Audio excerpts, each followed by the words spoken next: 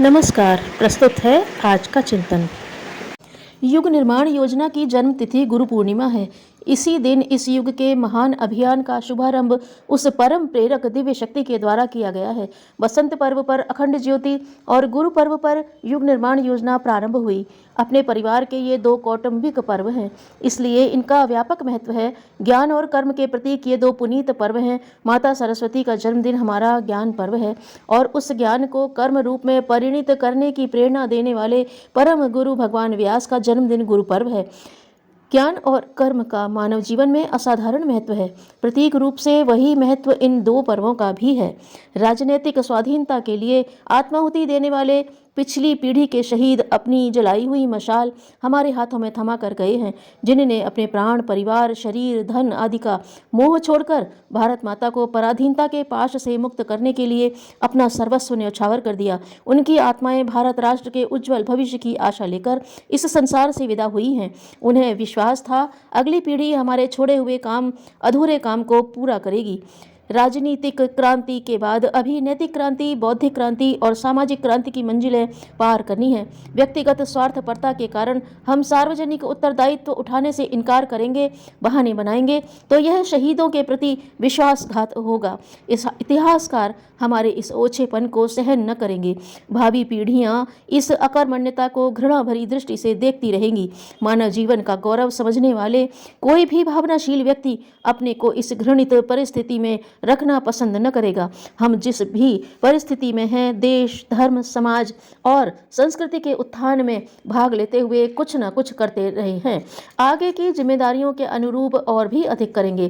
त्रिविध क्रांतियों को संपन्न करने की 3 अग्नि परीक्षाओं में होकर जब गुजरना ही ठहरा तो झंझट किस बात का। जो करना है उसे करेंगे ही।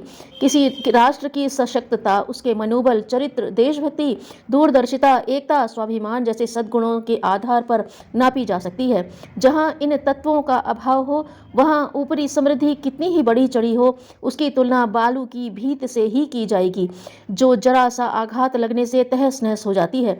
संसार का इतिहास साक्षी है कि प्रबल व्यक्तियों ने स्वल्प साधनों से आशातीत प्रगति कर दिखाई है और जहां ओछे एवं हीन स्तर के लोगों का बाहुल्य रहा है वहां बढ़ी हुई समृद्धि भी टिक नहीं सकी है। इसलिए सुविकसित राष्ट्र का निर्माण करने के लिए इस अनिवार्य तत्व को ध्यान में रखना पड़ता है कि उसके नागरिक भावनात्मक दृष्टि से सशक्त एवं उत्कृष्ट बने। इस दिशा में प्रगति किए बिना किसी प्रकार सच्ची एवं स्थायी सशक्तता की आशा नहीं की जा सकती। समय आ पहुंचा है कि अब जन नेतृत्व का भार धर्मतंत्र के कंधों पर लादा जा रहा है। धर्म क्षेत्र में कार्य करने वाले व्यक्ति नवनिर्माण की वास्तविक भूमिका का संपादन करेंगे। असीम पीड़ाओं से उन्मुक्त करने का श्रेय इसी मोर्चे पर लड़ने वालों को मिलेगा। युग पुकारता है कि प्रत्येक प्रबुद्ध आत्मा आगे बढ़े, धर्म के वर्तमान स्वरूप को परिष्कृत करे, उस पर लदी हुई अनुपयोगिता की मलिनता को हटाकर स्वच्छता का वातावरण उत्पन्न करें। सुधरे हुए धर्मतंत्र का उपयोग सुधरे हुए अंतःकरण वाले प्रबुद्ध व्यक्ति सुधरे हुए ढंग से करें तो धरती पर स्वर्ग और नर को नारायण बनाने का उद्देश्य पूरा होकर ही रहेगा। सुधरी हुई परिस्थितियों को गंगा का अवतरण करने के लिए आज भगीरथों की आवश्यकता है। यह आवश्यकता कौन पूरी करे? माता भारती हमारी ओर आशा भरी नेत्रों से देखती है। अंतरिक्ष से उसकी अभिलाषा इन शब्दों में गूंजती है, जना करती हैं जिस दिन के लिए संतान सिंहनियां मेरे शेरों से कह देना कि वह दिन आ गया बेटा। युग की पुकार के अनुरूप क्या प्रत्युत्तर दिया जाए, यह निर्णय हमें करना ही होगा। उस निर्णय का आज ही का दिन उपयुक्त अवसर है। अपने परिवार को आरंभ से ही यह सिखाया गया है कि अपने परिजन अपने आवश्यक कार्यों से लोक मंगल के कार्य को कम महत्व न दें। जीवन की सफलता और असफलता का यह निर्णायक तथ्य है। राष्ट्र के जीवन मरण की समस्या है। मानव जाति का भविष्य उज्जवल या अंधकारमय इसी बात पर निर्भर है। विचारशील और भावना संपन्न व्यक्ति यदि लोक मंगल के लिए समय दान करना आवश्यक धर्म कर्तव्य न मानेंगे और व्यक्तिगत स्वार्थ की संकीर्ण सीमा में उलझे हुए अपनी सारी शक्तियां लगाते रहेंगे तो यह मानना ही होगा कि जागरण पर्व अभी दूर है और उज्जवल भविष्य की आशा करने के दिन अभी नहीं आए हैं। पढ़ने सुनने से नहीं, कुछ करने से भाग्य का निर्माण होता है। जब करने का समय आए तब हम बहाने बनाएं तो यही कहना होगा कि ऐसे स्वार्थी लोगों से भरे समाज से दिन पलटने की आशा नहीं करनी चाहिए। परम पूज्य गुरुदेव ने लिखा है कि बड़े प्रयत्न पूर्वक जागृत आत्माओं का एक एक फूल इस विश्व उद्यान में से हमने चुना है और उसे एक सूत्र में पिरोकर अपने विशाल परिवार की माला बनाई है। समय आ गया है कि यह माला भगवान के चरणों में चढ़ाई जाए। भावनात्मक नवनिर्माण की ही विश्वव्यापी प्रगति और शांति का एकमात्र हल है। इस तथ्य पर सर्वसाधारण का ध्यान जितनी गहराई तक केंद्रित होगा, उतनी ही तत्परता से बौद्धिक क्रांति के सरंजाम जुटेंगे। बुद्धि को विकृत करने वाले साधन सर्वत्र बिखरे पड़े हैं। उनके स्थान पर परिष्कृत विचार तंत्र का निर्माण करना होगा।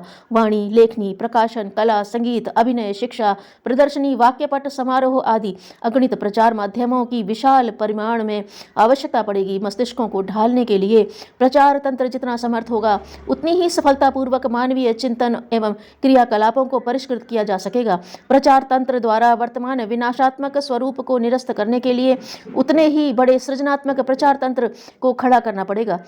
उसके लिए साहित्य निर्माण, उसकी खपत, प्रवचन, संगीत, फिल्म आदि अनेक माध्यमों को विशाल रूप दिया जाना है।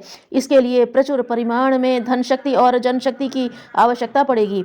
इसकी व्यवस्था हम लोग स्वयं बड़ी आसानी से जुटा सकते हैं। यदि लोभ मोह के जंजाल से निकलकर वासना तृष्णा को ठोकर मारकर निर्वाह भर प्राप्त कर संतोष कर सकें तो गुरुवर ने लिखा है कि भीड़ का संगठन बेकार है। मुर्दों का पहाड़ इकट्ठा करने से तो बदबू ही फैलेगी।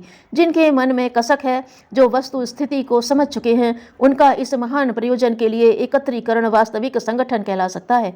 स्वयं सेवकों की एक विशाल युग सेना का गठन भी करना पड़ेगा, जो बड़े से बड़ा त्याग बलिदान करके अनुचित्य से करारी टक्कर ले सके। भावी महाभारत इसी प्रकार होगा। वह सेनाओं से नहीं, महामानवों, लोक सेवियों एवं युग निर्माताओं द्वारा लड़ा जाएगा। सतयुग लाने से पूर्व ऐसा महाभारत अनिवार्य है। अवतारों की श्रृंखला सृजन के साथ साथ संघर्ष की योजना भी सदा साथ लाई है।